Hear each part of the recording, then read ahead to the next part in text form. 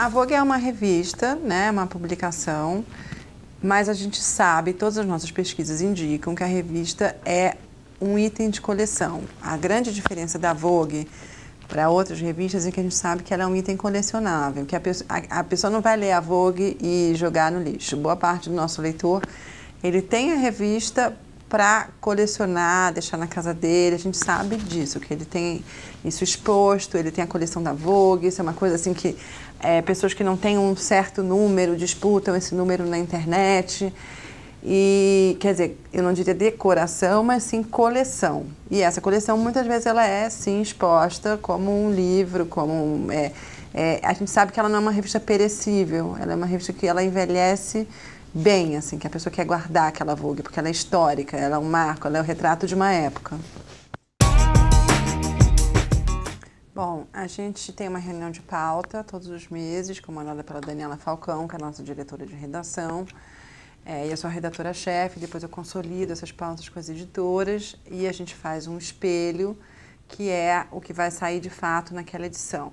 Esse espelho vai sendo ajustado ao longo do mês, de acordo com o número de anúncios, né? Quer dizer, uma edição que tem muito anúncio, ela pode crescer, enfim. A gente tem toda uma programação ali de acordo com o comercial, né? Com o que entra de anúncio. Essa pauta, o que ela leva em conta? O que é o mais quente, o que é o mais novo, o que é o mais exclusivo. Em geral, o que você vê na pauta da Vogue, né? O que define uma pauta da Vogue? Em geral, uma pauta que você só vê na Vogue, você não vê em todos os lugares.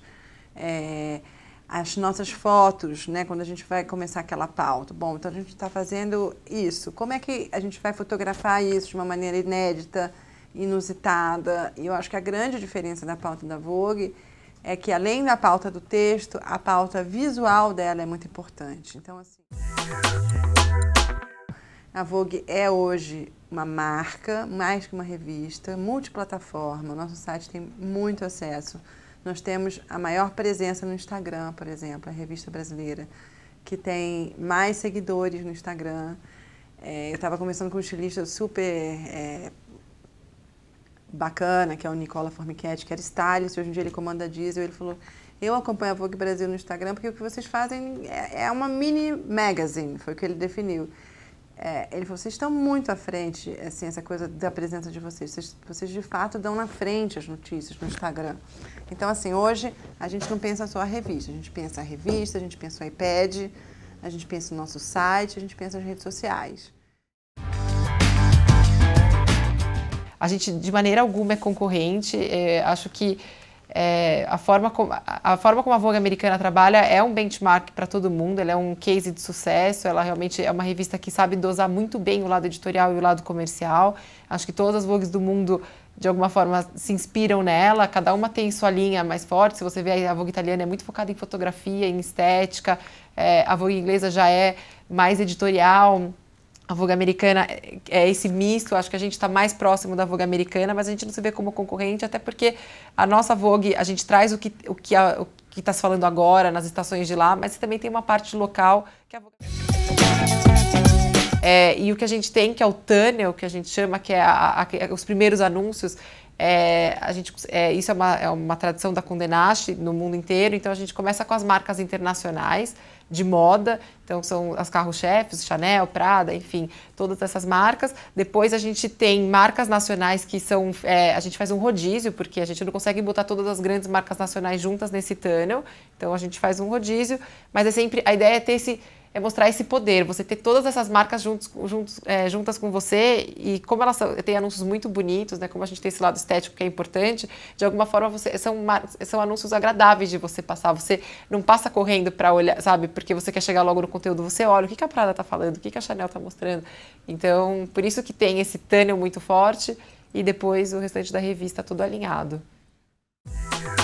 O público da Vogue é predominantemente feminino, né? Quase 80% das leitoras são mulheres, 50% delas está entre 25 e 54 anos, que eu acho que também é bem interessante, porque a gente tem uma taxa muito alta entre as pessoas mais jovens e as pessoas mais velhas. É muito difícil uma revista conseguir falar com um perfil tão grande de leitoras, né? Chega uma fase que aquela revista começa a abordar assuntos que não interessam mais, e a Vogue não. A Vogue, ela consegue ser interessante para todo esse público.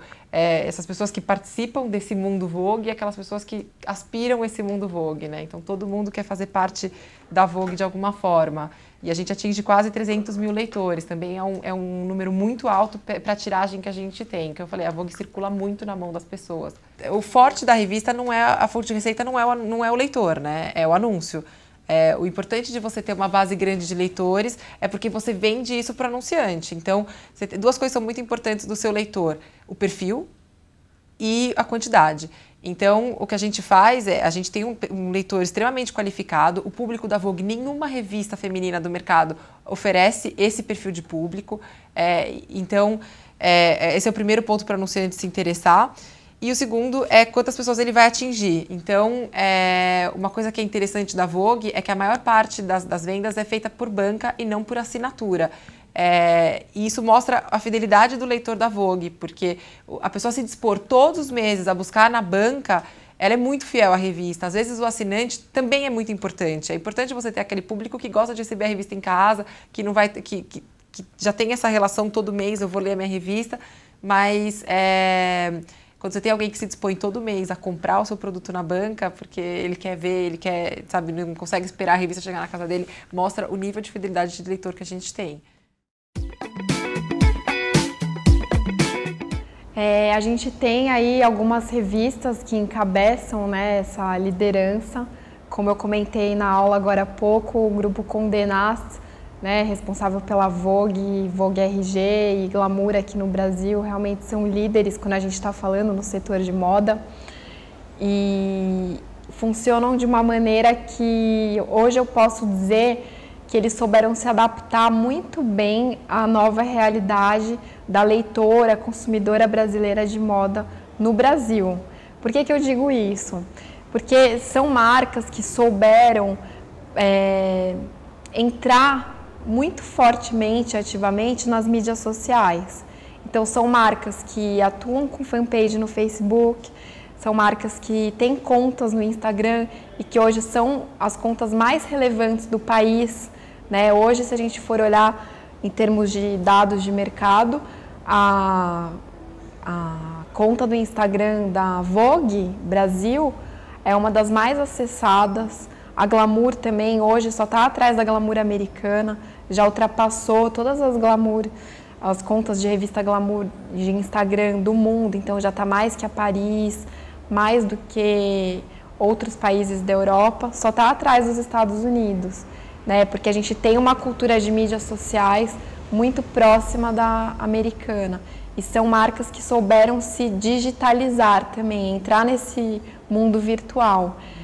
Então, assim, como uma marca que nem Vogue, que vocês estavam falando, ela tem que ser uma revista que todo mundo tem que conhecer e que tem que ser referência. As revistas, as marcas de luxo, elas têm que ser referência, seja, ela é referência da moda, e aí tudo, o produto tem que combinar, né? A qualidade do papel tem que ser superior, quem anuncia nessa revista tem que ser superior, tem que tudo estar conversando, porque não adianta você querer se colocar como uma coisa privilegiada, mas você entregar uma coisa regular, uma coisa média. Então, o preço para o consumidor, ele tem que ter alguns indícios tangíveis, não só imagem, de que aquilo realmente é superior. Então, no caso de uma revista, o anunciante é fundamental.